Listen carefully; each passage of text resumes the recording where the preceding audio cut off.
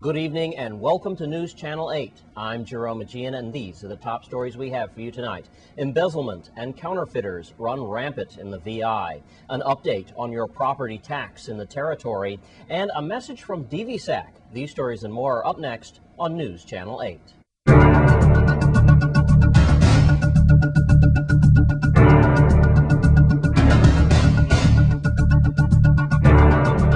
In our top story tonight, the counterfeit $20 bills. We've talked about them before. And now another case of counterfeit dollars has surfaced on St. Croix.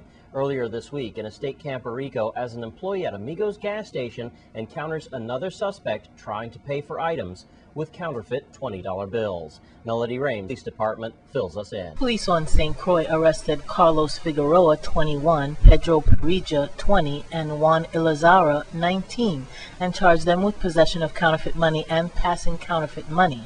A 16-year-old minor who accompanied the men was turned over to the Youth Investigation Bureau. According to the police reports, the suspects were arrested at about 10:30 p.m. on Tuesday, July 13th, near the Amigos gas station in estate Campo Rico. Police said Parija attempted to buy merchandise from the store with counterfeit $20 bills while the other suspects waited outside.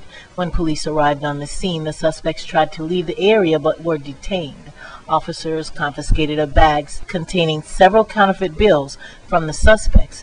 Bail for Parija, Irizarry, and Figueroa was set at $10,000 each, and they were remanded to the Golden Grove Adult Correctional Facility. Also this week has seen two separate cases of forgery, identity theft, and obtaining money by false pretenses. The first occurs at the seaplane. Again, we hear from Public Information Officer of the Virgin Islands. Insular Investigation Bureau detectives arrested Regina Brown at about 5:30 a.m. Wednesday, July 14th.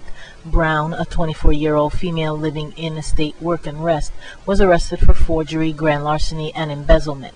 The investigation was a collaboration between the Virgin Islands Police Department, First Bank, and Seabourn Airlines, which was initiated when a representative from First Bank reported unauthorized charges from the Seabourn Airlines checking account to Brown's First Bank account. Investigation revealed that Brown used the agency's credit card machine to credit her account in the amount of $17,914. Bail for Brown was set at $75,000, and she was remanded to custody pending further court action. And another incident of embezzlement occurs as the postal inspector closes in on another suspect. Let's hear from Melody Rames on this separate incident. Insular Investigation Bureau detectives on St. Croix arrested Rashida Bell and charged her with obtaining money by false pretense and forgery.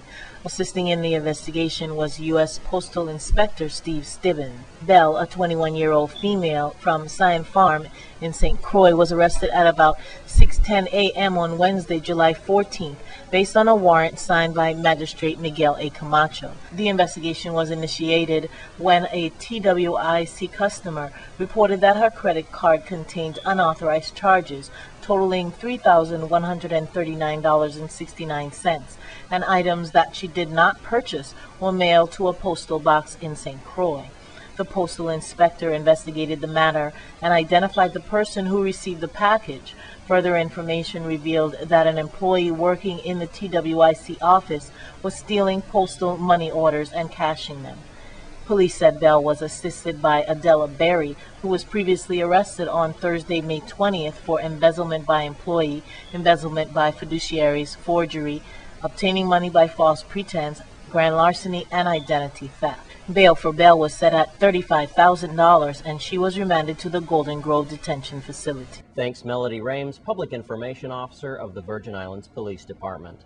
And now an important update on your property taxes. Since the new installment of laws in the property tax designed to help citizens of the Virgin Islands was created, concerned property owners have felt the new system was lopsided and errored. A lot has been quelled to try to quell these discrepancies, but it doesn't seem to have any success. The Lieutenant Governor's Tax Assessor Office and the District Court has made new redemptions and changes. In some cases, they've had to revert back to the older system until the District Court feels a proper solution has been put into law. Explain to our property tax owners and our listening audience the differences between the credits that were applied towards the previously issued 2006 bills. Will they be the same for this revised bill? The tax credits have been reverted now to exemptions as they were before Act 6991, that is before the 2006 bills were issued. For example, the general homestead exemption, it used to be, on the original bill, it was $400. It would revert to what it was before, and which is $250. There was a veteran exemption that increased with Act 6991 to $650. That has been reverted to the original $312.50. The senior exemption, it was $500 on this bill, and that reverts to $375. For the first time in 2006, we had combinations like the homestead and the veteran credits, where you could have gotten $400 plus an additional $650 as a credit. That would revert to the old method, and you would only get an exemption of $312.50. The homestead senior combination, that would no longer exist, and that would go back to the $375. The tax rate, as we know with Act 6991, we had a 4-class rate where residential was taxed at 0.00377. Now that has changed to back to 0.0075. The commercial was 0.00711. The land was 0.004946, and the timeshare was 0.01407. We have now reverted to the one tax rate of 0.0075, or 1.25% of 60%. And what if anyone has, once they receive their bill, has any questions about about any of the credits that they're seeing on their bill? What are they asked to do? Well, we are just encouraging them to call our office. In St. Thomas, it's 776-8505. In Christiansted, 773-6459. In Frederiksted, 772-3115. And in St. John, 776-6737. You can also visit us online or send information to us at www.ltg.gov.vi. And now a message from WAPA. The Virgin Islands Water and Power Authority is advising the St. Croix water customers in the Mid-Island area that technicians have begun emergency repairs on a series of mainline leaks that appeared in the water distribution system early this morning. The areas in which the leaks occurred include across from the American Red Cross in Sunny Isle, the 1F Louis Hospital, in front of John H. Woodson School, and Estate Calcahoon.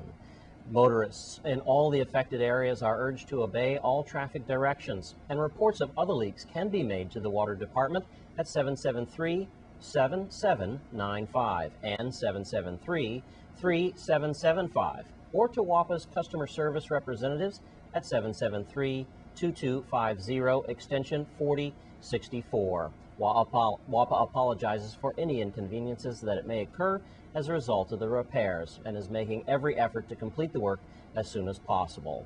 And coming up next on Channel 8 News, your Caribbean Report is next.